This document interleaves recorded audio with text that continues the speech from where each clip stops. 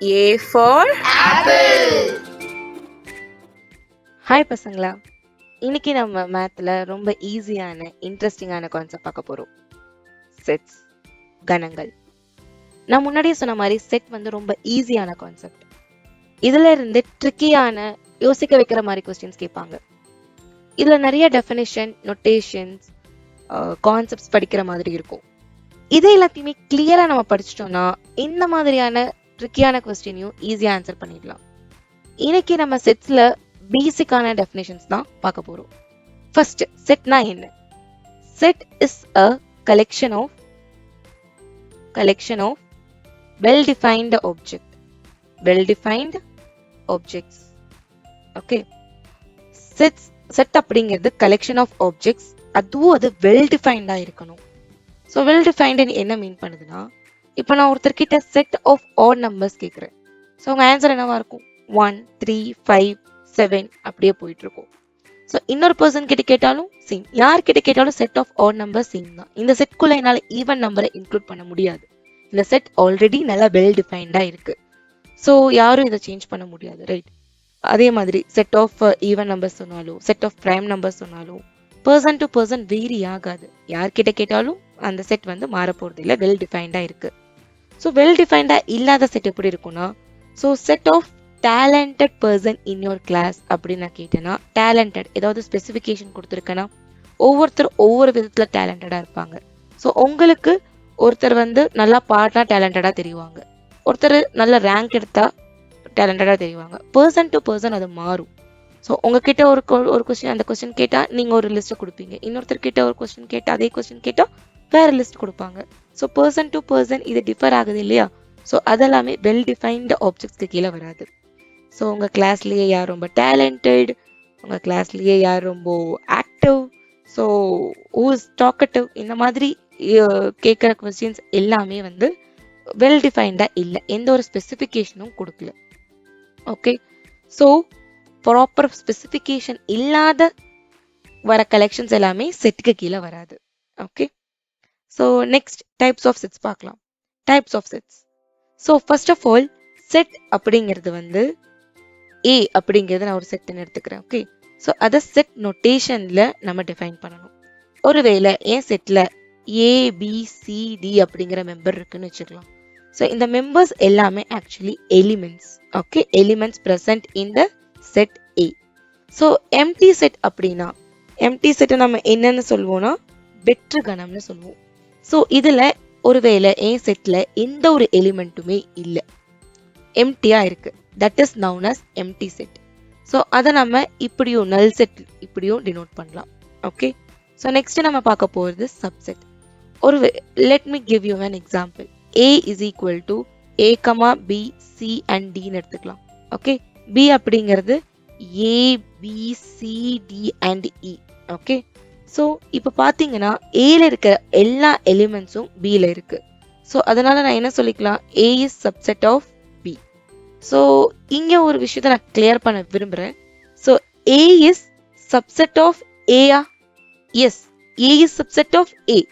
So ஏல இருக்கிற எல்லா எலிமெண்ட்டும் கண்டிப்பா ஏல இருக்கும் இல்லையா?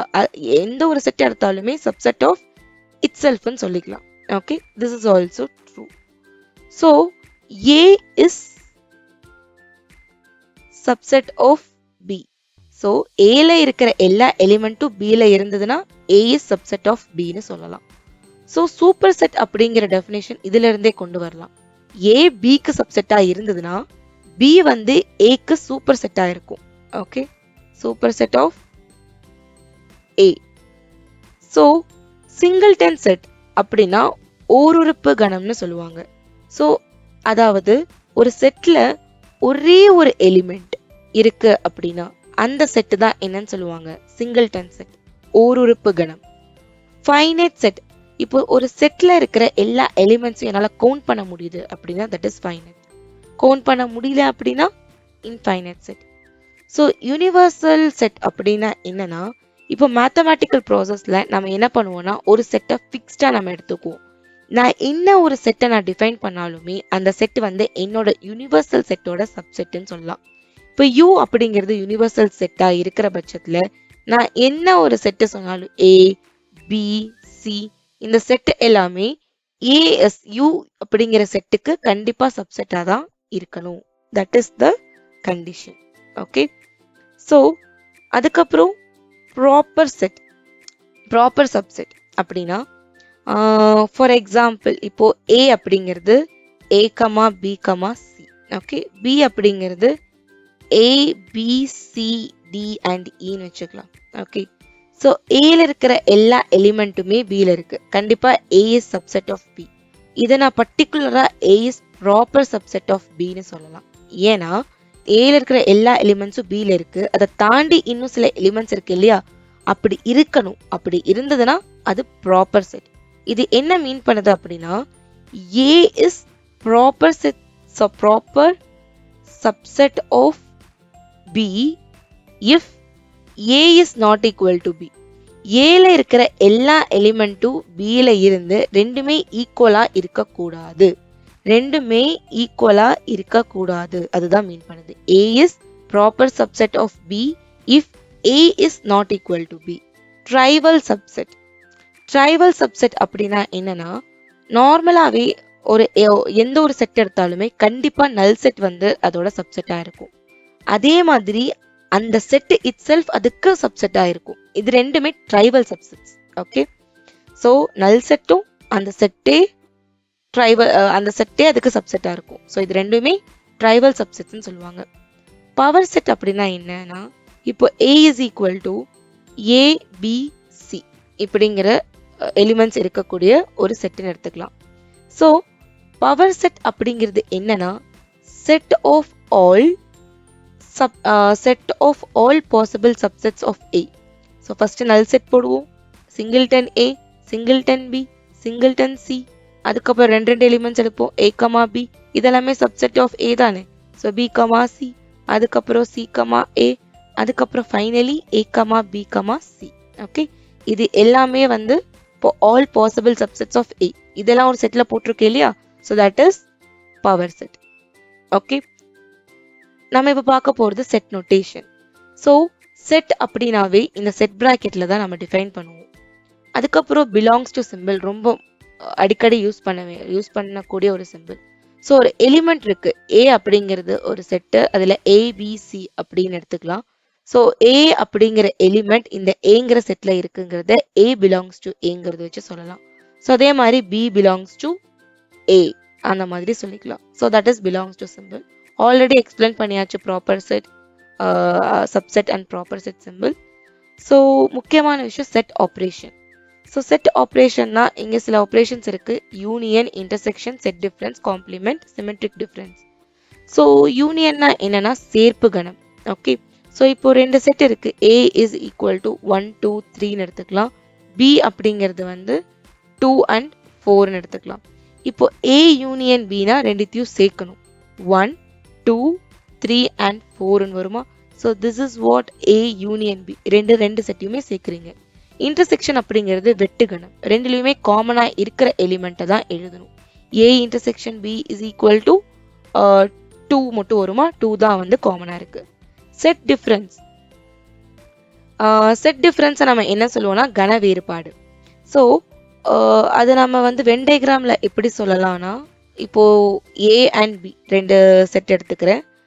ஸோ செட் டிஃபரன்ஸ் அப்படி இல்லை, ஏ மைனஸ் பி.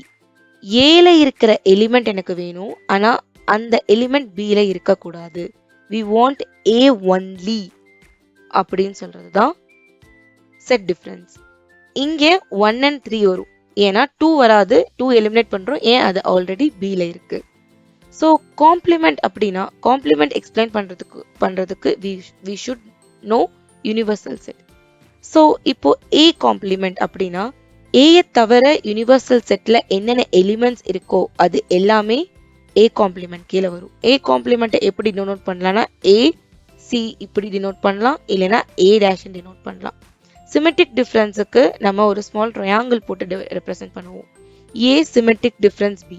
ஸோ இதை வென் டயக்ராம்ல எப்படி சொல்லலாம் அப்படின்னா, ஸோ ரெண்டு செட்டு போடுறேன் A and B. Okay, so intersection தவிர பேலன்ஸ் நான் இப்போ ஷேட் பண்ற ஏரியா இருக்கு இல்லையா, ஸோ ஏ யூனியன் பியில் ஏ இன்டர்செக்ஷன் பியை நம்ம எலிமினேட் பண்ணா நமக்கு கிடைக்கிறது symmetric difference of A and B. Okay, A symmetric difference பியோட ஃபார்முலா நம்ம எப்படி எழுதலாம்னா A minus B union B minus ஏன்னு எழுதலாம். அப்படி இல்லைன்னா as I told you before இந்த டயக்ராம்ல இருந்து நமக்கு நல்லா தெரியுது ஏ யூனியன் பில இருந்து நம்ம மைனஸ் பண்றோம் A intersection B. Okay, so this is asymmetric b யோட definition.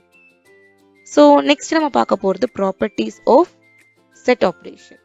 So commutative property both யூனியனுக்கும் இருக்கு இன்டர்செக்ஷனுக்கும் இருக்கு. ஏ யூனியன் பியும் பி யூனியன் ஏயும் ஈக்குவலா இருக்கும். அதே மாதிரி ஏ இன்டர்செக்ஷன் பியும் பி இன்டர்செக்ஷன் ஏயும் சேமா இருக்கும். அசோசியேட்டிவ் ப்ராப்பர்ட்டி இங்க true. A union B union C is equal to A union B union C. A intersection B intersection C is equal to A intersection B intersection C. A union B intersection C is equal to A union B intersection A union C. Distributive property. Okay. Distributive property கப்புறம் இதுவே நம்ம இன்டர்செக்ஷன்லயும் எழுதலாம். So A intersection B union C is equal to A intersection B union A intersection C. அப்புறம் commutative ப்ராப்பர்ட்டியை நம்ம பரிமாற்று பண்புகள்னு சொல்லுவோம். Associative property சேர்ப்பு பண்புகள், டிஸ்ட்ரிபியூட்டிவ் ப்ராப்பர்ட்டி பங்கீட்டு பண்புகள். ஸோ அதுக்கப்புறம் ஐடென்டிட்டி அப்படின்னா என்னன்னா சமணி பண்புகள். A intersection null set is equal to ஏனும் A union null set is equal to A. This is true. So idempotent நம்ம என்னன்னு சொல்லலாம்னா A intersection A is equal to A, A union A is equal to A. தன்னடுக்கு பண்புகள். So next ப்ராப்பர்ட்டிஸ்ல நம்ம பார்க்க போகிறது absorption property. So absorption property one of the very important property. So A union A intersection B is equal to, இது நம்ம Venn டயக்ராம்ல போட்டு பார்க்கலாம். So A and B, A B ஓட intersection. So this is A intersection B. So இப்போ நான் ஏயை மட்டும் பார்க்குறேன் அப்படின்னா ஸோ வி கெட் ஏ மட்டும்னா இந்த பார்ட் வரும் A and B. So this is A. So இது ரெண்டுத்தையுமே நம்ம யூனியன் பண்ணோம் இல்லையா? So A union A intersection B. So union பண்ணும்போது நமக்கு என்ன கிடைக்குது? So we get only A. Okay, so இது மூலம் we are getting A. Okay, so A, this is what absorption property இதுதான் சொல்லுது. So A intersection A union B, இதையும் நம்ம அதே மாதிரி பண்ணலாம். So A union B அப்படிங்கிறது A union B. So this is A union B. Okay, டோட்டலா நம்ம ஷீட் பண்ணிக்கலாம். So A union B, then A மட்டும். ஃபைன். ஸோ கிடைக்கிறது என்னது? இதுவும் பார்க்கணும். ஓகே, ஸோ இது ரெண்டுத்தையும் நம்ம இன்டர்செக்ட் பண்ணணும், ரைட்? ஸோ இன்டர்செக்ட் பண்ணும் போது ஆப்வியஸாக பார்த்தோன்னு தெரியுது இல்லையா? ஸோ நமக்கு ஏ கிடைக்குது, ரைட்? ஏ பி. ஸோ ரெண்டுத்துக்கும் காமனாக இருக்கிற ரீஜியன் இதுதான். ஸோ அதனால answer is A. So De Morgan's விதிகளில் பார்த்தீங்கன்னா ரெண்டு இருக்கு. ஒன்று காம்ப்ளிமெண்ட்டுக்கு, இன்னொன்று செட் டிஃபரன்ஸ்க்கு. காம்ப்ளிமெண்ட்டுக்கு என்ன இருக்குன்னா A union B whole complement, A union B dash is equal to A dash intersection B dash, A intersection B whole dash is equal to A dash union B dash. So A minus B union C is equal to A minus B intersection A minus C. So A minus B intersection C is equal to A minus B union A minus C. So symmetric difference la பாத்தீங்கன்னா commutative property, அதாவது commutative property பரிமாற்று பண்புகள் true. So A symmetric difference B is equal to B symmetric difference A. அதே மாதிரி associative சேர்ப்பு பண்புகளும் true இருக்கு. So A symmetric difference B symmetric difference C is equal to A symmetric difference B symmetric difference C. So அதே மாதிரி A intersection B symmetric difference C is equal to A intersection B symmetric difference A intersection C. இதெல்லாமே true இருக்கும். Okay. So cardinality. Next concept. Cardinality na என்ன அப்படின்னா let A is equal to 1, 2, 3, 4, 5. Okay. So cardinality அப்படிங்கிறது cardinality of A is nothing but number of element in A. So A ல எவ்வளவு number of elements இருக்கீங்க 5. So cardinality of A வந்து 5 இருக்கும். So எவ்வளவு number of elements அந்த particular setல இருக்கு அப்படிங்கிறது தான் cardinality. So next Cartesian product. Cartesian product அப்படின்னா செவ்வன்மை குணங்கள். So set of ordered elements. So ரெண்டு செட்டை நான் ப்ராடக்ட் பண்ணுறேன், ரெண்டு இல்லை அதுக்கு மேலே செட்டை நான் ப்ராடக்ட் பண்ணுறேன் அப்படின்னா ஸோ அது எப்படி எழுதலாம்னா செட் ஆஃப் ஆர்டர்டு எலிமெண்ட்ஸாக எழுதலாம். For example A and B அப்படிங்கிறது ரெண்டு செட்டாக எடுத்துக்கிறேன். அதை நான் கிராஸ் ப்ராடக்ட் பண்ணேன்னா எனக்கு கிடைக்கிறது என்னன்னா set of ordered pair A comma B where A belongs to A B belongs to பியாக இருக்கும். ஓகே. ஸோ அதே மாதிரி மூணு செட் இருந்துச்சு அப்படின்னா A cross B cross C is equal to ordered triplet-ஆ இருக்கும்.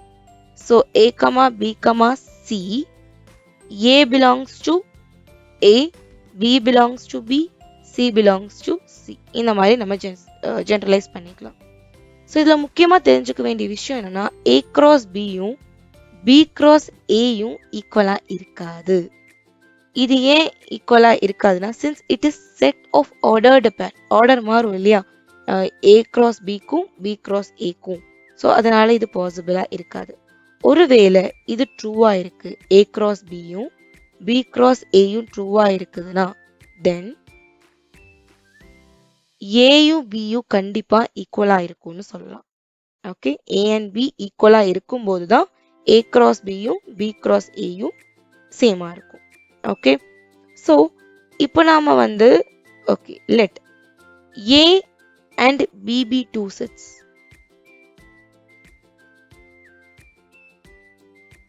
Two sets n of A is equal to எம்னும் n of B அப்படிங்கிறது என்னன்னு எழுதிக்கிறேன். அப்போ n of A cross B என்னவா இருக்கும்? ஸோ இப்போ ஃபார் எக்ஸாம்பிளுக்கு ஏ அப்படிங்கிறது ஒரு செட், அந்த செட்டில் மொத்தம் 3 எலிமெண்ட்ஸ் இருக்கு. பி அப்படிங்கிற செட் அதில் 2 எலிமெண்ட்ஸ் இருக்கு அப்படின்னா ஏ அண்ட் பி 2 எலிமெண்ட்ஸ் இருக்கு அப்படின்னா ஸோ ஒவ்வொரு எலிமெண்ட் ஆஃப் ஏயும் இந்த 2 எலிமெண்ட் கூட பேர் பண்ணும், ரைட்? ஸோ அப்படி பார்க்கும்போது ஸோ நமக்கு என்ன ஆன்சர் கிடைக்குது? ஸோ ஏ கிராஸ் பியில் இருக்கிற நம்பர் ஆஃப் எலிமெண்ட்ஸ் வந்து 3 into 2 ஆகுதா? So number of element in A is equal to 3, number of element in B is equal to 2. இந்த ரெண்டுத்தோட ப்ராடக்ட் தான் n of A cross B ஓட value same. So n of A cross B is equal to m into n. So that is the formula. Number of elements in A cross B Cartesian product நம்ம இப்படி தான் கண்டுபிடிப்போம். So இன்னைக்கு cover பண்ண concepts எல்லாமே உங்களுக்கு புரிஞ்சிருக்கும் நம்புறேன். So next example and exercise ப்ராப்ளமோட இன்னொரு இன்ட்ரெஸ்டிங்கான செஷனோட உங்களை மீட் பண்ணுறேன். தேங்க்யூ. பாய்.